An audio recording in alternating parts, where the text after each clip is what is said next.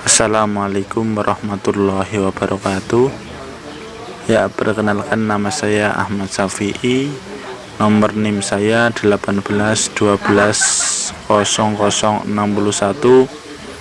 Di sini saya akan menampilkan video berupa penyebaran virus corona beserta cara pencegahannya.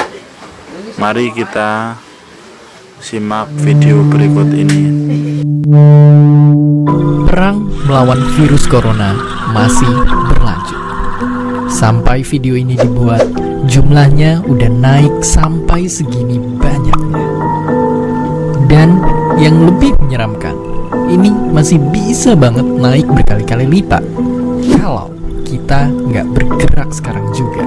Jadi yang menjadi pertanyaan besar adalah, akan secepat apakah penyebaran virus corona di Indonesia?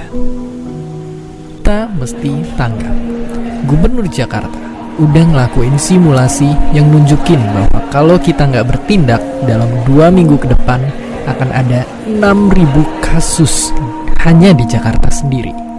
Bayangkan itu baru Jakarta, belum se-Indonesia. Jangan sampai kita kayak negara lain yang juga sekarang kewalahan ngadepin pandemi ini. Jadi dalam keadaan kayak gini, apa yang mesti kita lakukan? Jawaban singkatnya yang paling mudah adalah jaga jarak sosial atau social distancing. Ya, karena data nunjukin dengan ngelakuin jaga jarak dan diam di rumah, penularannya kita lihat bisa turun sangat drastis. Jadi, buat kalian yang punya gejala flu, penting banget untuk ngebatasin aktivitas dan nggak keluar rumah biar nggak nularin orang lain. Tapi nggak cuma buat kalian yang sakit, kalian yang sehat pun perlu banget ngebatasin segala aktivitas di luar sekarang juga. Oke, mungkin itu semua kita udah tahu. Tapi pertanyaannya, kenapa ini sebegitu pentingnya dan efektif?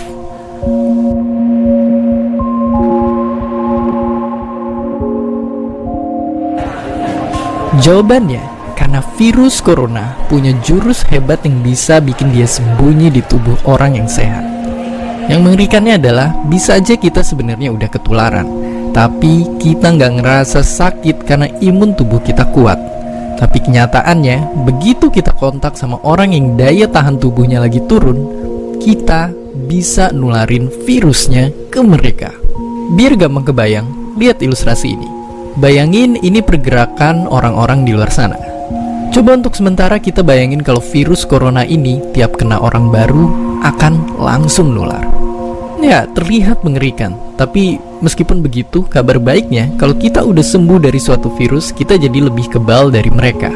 Jadi kemungkinannya ketularan lagi itu sebenarnya kecil banget. Tapi yang mesti kita waspadain kalau kita nggak ngebatasin aktivitas dan kontak fisik, dalam waktu cepet banget bakalan ada banyak orang yang langsung tertular.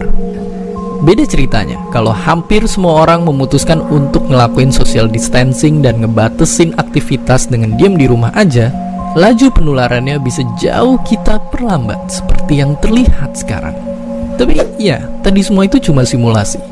Aslinya, virus corona bisa nyebabin jatuhnya korban jiwa. Banyak orang yang mungkin bukannya sembuh, malah meninggal.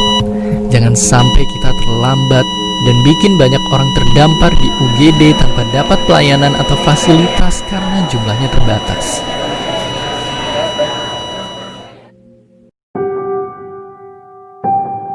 Dan ya, mungkin sekarang kita makin ngerti kalau virus satu ini emang sangat gampang menular. Tapi, walaupun begitu, kita masih harus tetap berusaha dan optimis di kondisi sekarang ini. Karena kalau mau dibandingin, manusia pernah ngalamin wabah yang jauh lebih buruk. Dari flu babi di tahun 2009 sampai flu Spanyol di tahun 1918 yang merupakan pandemi terparah dalam sejarah. Tentu itu semua bisa kejadian karena keadaan dan teknologi yang masih belum mendukung pada waktu itu. Tapi dengan teknologi kesehatan modern yang kita milikin, kerjasama antara negara yang makin erat, serta dengan bantuan para pahlawan-pahlawan kita ini, semoga kita semua bisa segera keluar dari pandemi ini. Ya, mungkin itu yang dapat saya tampilkan tentang penyebaran virus corona beserta pencegahannya. Kurang lebihnya mohon maaf. Assalamualaikum warahmatullahi wabarakatuh.